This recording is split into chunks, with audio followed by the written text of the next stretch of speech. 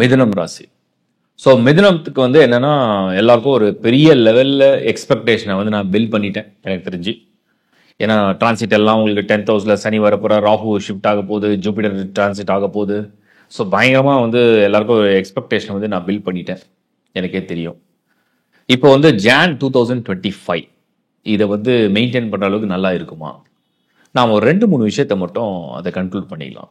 First வந்து சேஃபான இடத்துல சனி, ராகு வந்து ஒரு சான்ஸ் கொடுக்குற இடத்துல ராகு.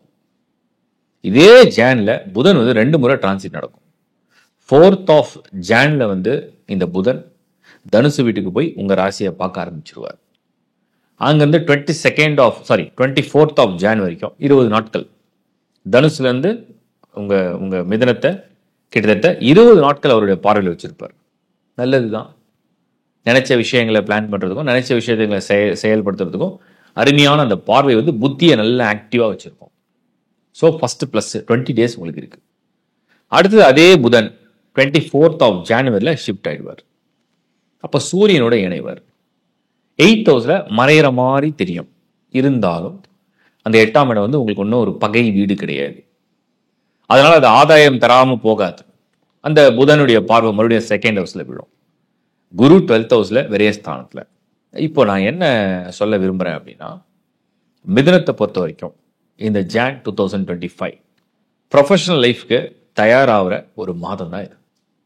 ஸோ ப்ரொஃபஷனல் லைஃப்பில் சேஞ்ச் வேணும்னு நினைக்கிறவங்க, வேற ஒரு ஸ்டார்ட் அப் கம்பெனி ஏதாவது பண்ணணும்னு நினைக்கிறவங்க, இல்லை ப்ரொமோஷன் ஆர் டிஃப்ரெண்ட் டிபார்ட்மெண்ட்டில் சேஞ்ச் ஆகணும்னு நினைக்கிறவங்க, இதுக்கெல்லாம் தயாராகிற ஒரு மாதம் தான் இது. ஸோ ப்ரீ ஒர்க், அதுக்குள்ள ப்ரீ பிளான் இதெல்லாம் பண்ணுற சரியான மாதம். புதன் வந்து உங்களை வந்து தூங்க விட மாட்டார்.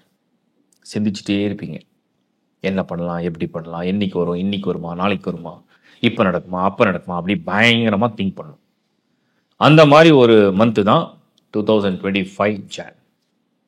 என் ரிசல்ட் தேருமா தேராதா? தேரும். ரிசல்ட் நடக்கும். அதனால ஓவர் திங்க் பண்ணுறதை விட்டுடுங்க.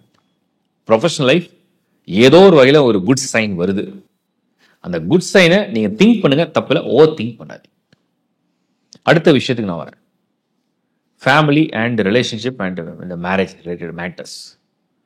எனக்கு தெரிஞ்சு ஃபேமிலியில் 7th சனி இல்லை, தோஷம் ஒன்றும் கிடையாது. மீன்ஸ் ஏதாவது கெட்டதெல்லாம் ஒன்றும் இல்லை. டிரான்சிட்டில் வந்து ராகுக்கு ஏதாவது ஃபேமிலி ஹவுஸ்க்கு நெருங்கிடுச்சுன்னா பிரச்சனை பண்ணும், அதுவும் ஒன்றும் இல்லை. So family is a good going family, நல்லா போயிட்டு இருக்கேன், ஃபேமிலி சூப்பராக போயிட்டு இருக்குன்னா அது அப்படியே கண்டினியூ ஆகும், ஒன்றும் பிரச்சனை இருக்காது.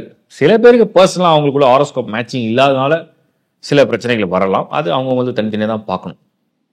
பட் அந்த ஜென்ரலாக ஃபேமிலி ஸ்தானங்கள் சுத்தமாக இருக்கு. கல்யாண ஏற்பாடை பண்ண முடியுமா? மிதுனம் குரு 12ல் இருக்கார். ஏற்பாடு பண்ணால் கூட அது அப்படியே தள்ளி தள்ளி தள்ளி தள்ளி இன்னும் கொஞ்சம் டைம் எடுத்துக்கிட்டே போகும். ஸோ கல்யாண பேச்சையாவது பேசலாமான்னா அவ்வளோ சூப்பர் ஸ்டேட்டஸ் சொல்ல முடியாது. ரிலேஷன்ஷிப்பில் உள்ளவங்க அப்படியே கண்டினியூ பண்ணிக்கலாம். அதை இப்போ சொல்கிற டைம் இது கிடையாது. அது அப்படியே நீங்கள் வந்து ஜஸ்ட் கண்டினியூ த சேம் அப்படின்னு நான் சொல்கிறேன்.